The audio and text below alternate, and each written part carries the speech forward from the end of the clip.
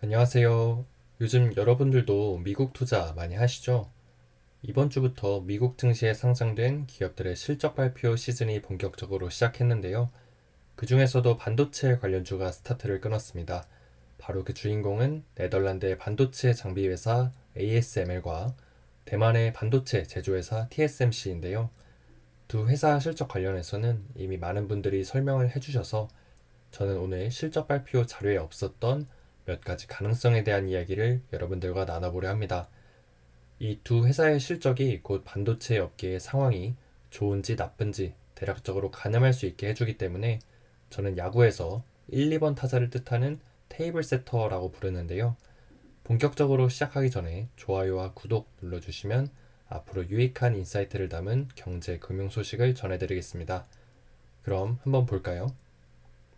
아마 많은 분들께서 반도체 산업에 관심이 있으셔서 잘 아실 것 같은데, 그래도 잘 모르시는 분들을 위해 이 반도체라는 산업이 어떤 기업들로 구성되어 있고 어떻게 돌아가는지 잠깐 보면요. 맨 앞단에는 소재, 부품, 장비 이런 기업들이 있고, 그 뒤에는 반도체를 설계하는 기업들, 또 생산하는 기업들, 마지막으로 테스트하고 패키지하는 기업들이 있습니다.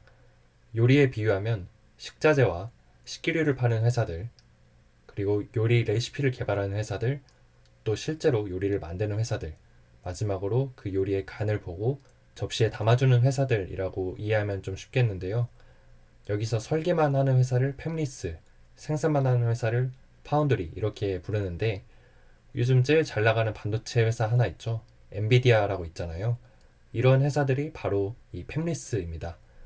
그런데 이 엔비디아마저도 꼼짝 못하게 만드는 회사가 이 파운드리 TSMC고, 또 이 TSMC도 ASML의 장비가 없으면 제대로 돌아갈 수가 없습니다. 그래서 엔비디아를 반도체 세계의 갑이라 한다면 TSMC는 슈퍼을, ASML은 슈퍼병이라고 부르는 거죠. 먼저 ASML이 실적을 발표한 날부터 실망감 때문에 주가가 20% 가까이 하락했는데요. 사실 이번 실적 자체가 그렇게 나쁜 건 아니었는데 앞으로의 실적 전망치가 별로 안 좋았어요. 그 범위는 바로 삼성과 인텔이라 할 수 있겠는데, ASML의 장비 중에 제일 비싸고 제일 중요한 게 이 EUV라는 장비거든요. 이건 대략 한 연간 40대 정도밖에 못 만들어서 경쟁이 되게 치열한데, 삼성의 이재용 회장도 이거 하나라도 더 받으려고 네덜란드로 먼 길 출장을 갈 때도 있습니다.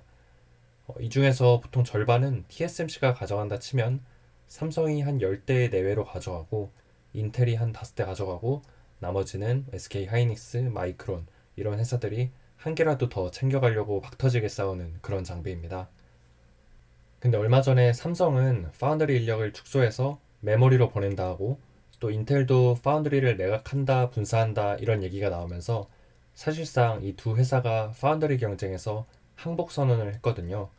그러면서 EUV 장비 발주도 자연스럽게 줄였겠죠. 그래서 이 자료를 보면 부킹, 그러니까 지금까지 받아놓은 수주 잔고가 올해 2분기에는 55억 6,700만 유로였는데, 이게 3분기에는 26억 3,300만 유로로 절반 이하 뚝 떨어졌습니다. 그리고 EUV 말고 DUV라고 여기 ARF, KRF 이렇게 표시된 게 있는데, 이런 건 불화 아르곤, 불화 크립톤 같은 걸로 만드는 EUV의 하이 레벨 장비거든요. 이거는 중국에서 되게 많이 사는데, 이제 누가 대통령이 되더라도 앞으로 미중 갈등이 심해지면 이것도 못 파는 거 아니야? 이런 우려가 증폭이 된 거죠. 또 마지막으로 하이 NA EUV라고 EUV의 차세대 업그레이드 버전도 있는데요. 이건 지금 인텔이 제일 먼저 도입해서 테스트를 먼저 해보고 있는데, 가격은 훨씬 더 비싸면서 성능은 아직 검증되지 않았다 보니까 이 기대감이 아직 주가에 반영되지 못하고 있는 것 같아요. 그리고 여기부터는 그냥 저 혼자 상상해본 그림인데, ASML 입장에서는 장비를 어떻게든 파는 게 낫잖아요. 그러면 삼성과 인텔이 주문을 줄인 그 사이에 SK 하이닉스나 마이크론이 좀 가격 협상을 잘해서 싸게 장비를 가져가면 어쩌면 이 메모리에서 지각 변동이 크게 일어날 수도 있겠다 싶었습니다. 이미 디램에서 삼성전자, SK 하이닉스, 마이크론 이 세 업체의 기술력 차이는 거의 줄어들었다는 분석도 있는데, 이제 자칫하면 진짜 앞으로 10나노 이하 디램에서는 리딩 업체가 바뀔 가능성도 전혀 배제할 수는 없겠습니다. 그리고 그 다음에 실적을 발표한 TSMC는 반대로 기대감에 주가가 10% 가까이 상승했는데요. 말씀드린 대로 TSMC 입장에서는 삼성이랑 인텔이랑 큰 소리 치더니 못 따라오네. 이참에 가격 더 올려야지 해서 수익성이 더 커졌습니다. 심지어 가격을 올렸는데 점유율도 올라갔어요. 이번 실적 발표에서 정말 놀라웠던 건 바로 이 7나노 이하 선단 공정에서 나온 매출이 무려 69%에 육박했다는 거였는데, 삼성이 제대로 못했던 이 3나노에서마저 전체 매출의 20%를 찍은 게 저는 정말 경악스러웠습니다. 그리고 TSMC도 이제 2나노 공정부터는 삼성이 3나노에서 도입했다가 재미를 못 봤던 그 GAA라는 신기술을 도입하거든요. 이것마저도 왠지 TSMC는 잘 해낼 것 같네요. 이렇게 큰 제조업 회사가 ROE 33% 이상 나오는 게 진짜 말이 되나요? 참 놀랍고 부럽습니다. 또 얼마 전에 엔비디아의 블랙웰 칩에서 결함이 발생했다는 루머가 돌았을 때 TSMC랑 엔비디아랑 고성이 오가면서 싸웠다는 루머도 있었거든요.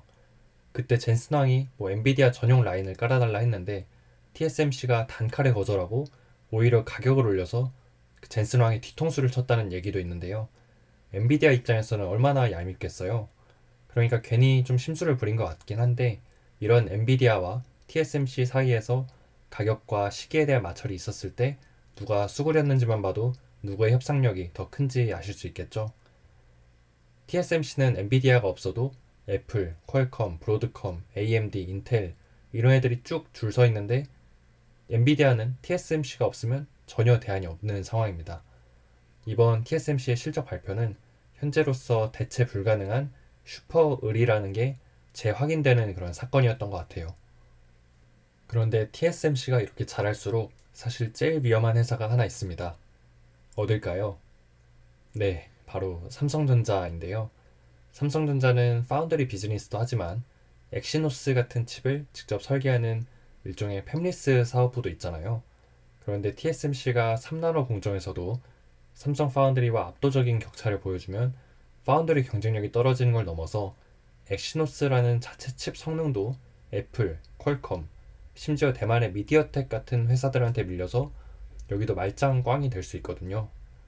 그리고 엑시노스의 경쟁력이 훼손되면 결국 갤럭시 스마트폰에 들어가는 칩을 퀄컴이나 미디어텍한테 비싸게 주고 사와야 되는데, 이러면 스마트폰 사업부에서도 마진이 깎이겠죠. 즉 TSMC의 독주는 단순히 삼성 파운드리에만 영향을 미치는 게 아니라 삼성전자의 시스템 반도체 비전과 갤럭시 생태계를 모두 다 위기에 빠뜨릴 수 있는 진짜 섬뜩하고 무서운 일이라 할 수 있겠습니다. 정리하자면 ASML의 부진과 TSMC의 독주는 모두 삼성전자 위기론으로 귀결이 되는데요. 공교롭게도 요즘 삼성전자에 대한 위기론만 더 부추기는 것 같아서 저도 마음이 불편한데, 진심으로 이 위기를 극복하고 잘 됐으면 하는 마음으로 오늘 영상을 준비했습니다. 요새 반도체가 겨울이다 아니다 이런 거에 대한 논쟁도 많죠. 근데 저는 요즘 반도체 회사들을 보면 이런 짤이 생각이 나더라고요. 누구는 여름이고 누구는 가을이고 누구는 겨울이고 누구는 봄이고 도무지 무슨 계절인지 알 수 없는 반도체 시장인데, 사실 몸이 건강한 사람은 한겨울에도 멀쩡한데 면역력이 없으면 한여름에도 독감에 걸리잖아요. 그래서 지금이 무슨 계절인지 아는 것보다 중요한 건 과연 이 회사의 기초 체력이 튼튼한지 그걸 체크하고 치료를 받든 예방을 하든 건강을 지키는 게 최우선인 것 같습니다. 여러분께서도 환절기에 감기 조심하시고요. 앞으로도 트렌디하고 깊이 있는 뉴스를 매일 받아보고 싶으시면 구독과 좋아요 부탁드립니다. 영상 제작에 큰 힘이 됩니다. 감사합니다.